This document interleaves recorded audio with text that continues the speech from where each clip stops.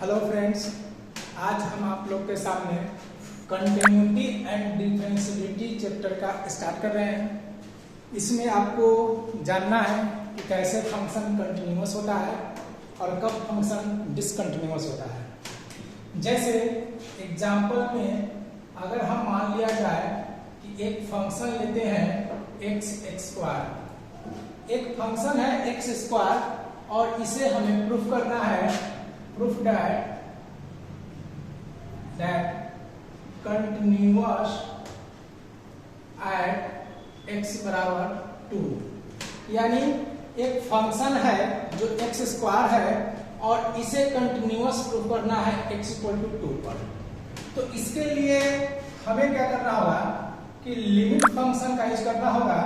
Limit function x2 function fx and limit function x2 plus h function fx equal to limit x2 minus h function fx।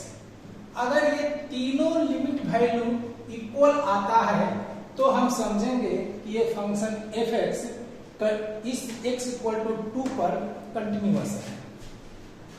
देखिए, सबसे पहले हम लोग क्या करेंगे कि लिमिट x2 पर फंक्शन fx का यूज करेंगे। लिमिट x2 फंक्शन यहां पर क्या है, x स्क्वायर है।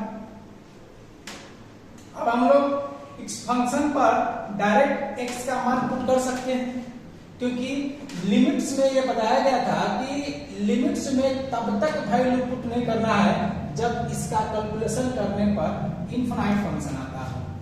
लेकिन इस अगर x का मान 2 पुट करते हैं तो ये वैल्यू इनफाइनाइट नहीं होगा, इसलिए इस पर डायरेक्ट आप पुट कर सकते हैं 2 का होल स्क्वायर इक्वल टू 4।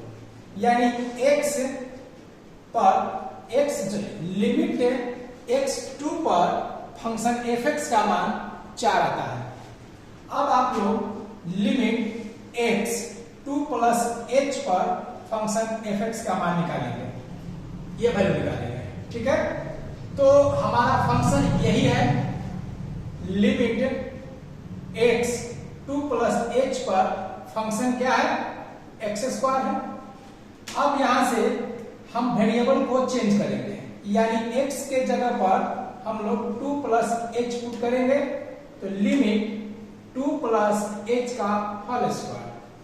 जब ये फंक्शन का वेरिएबल h में चल रहा हो तो लिमिट यहां पर वेरिएबल h शो करेगा, यहां पर h इक्वल टू 0 हो जाएगा। ये कैसे होगा, तो x equal to 2 plus h लिया है, x का मान हमें 2 लेना है, तो 2 इक्वल टू 2 प्लस h, यानी h का मान क्या हो जाएगा, 0 हो जाएगा, ठीक है। अब यहां पर h का मान डायरेक्ट पुट करेंगे।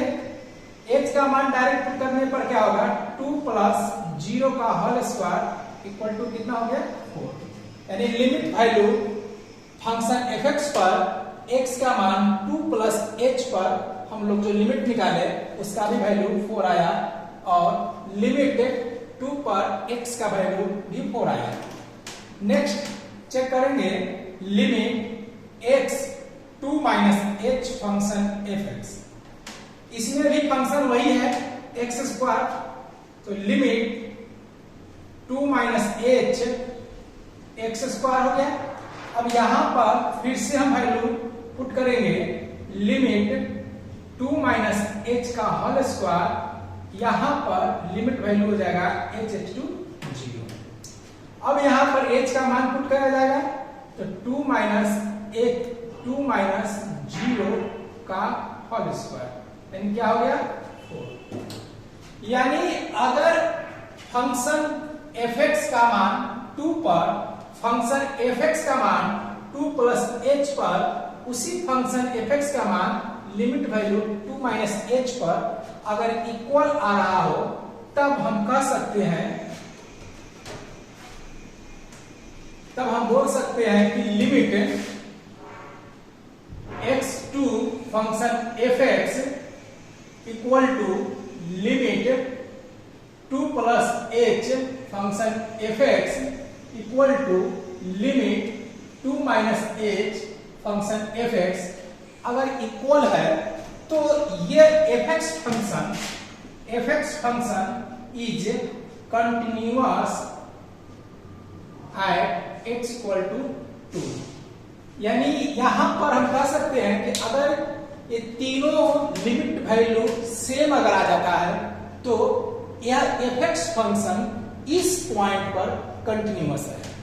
इस तरह से हम लोग फंक्शन का वैल्यू दिया रहेगा, उस फंक्शन का मान हम लोग निकालेंगे और उस फंक्शन में लिमिट वैल्यू निकालेंगे। जिस पॉइंट पर चेक करना होगा उस फंक्शन पर उस लिमिट का मान उस पॉइंट से कुछ बढ़ाकर यानी कि 2 प्लस एच पर निकालेंगे और 2 माइनस एच पर निकालेंगे। तीनों का मान अगर बराबर आता है तो वह फंक्शन कंटिन्यूअस होगा। अगर इसमें से कोई भी अगर एक मान इक्वल नहीं आता है तो वह फंक्शन डिसकंटिन्यूअस होगा एट ए गिवन पॉइंट। ठीक है, इस तरह से ये आपका कंटिन्यूअस और डिसकंटिन्यूअस आप चेक कर सकते हैं।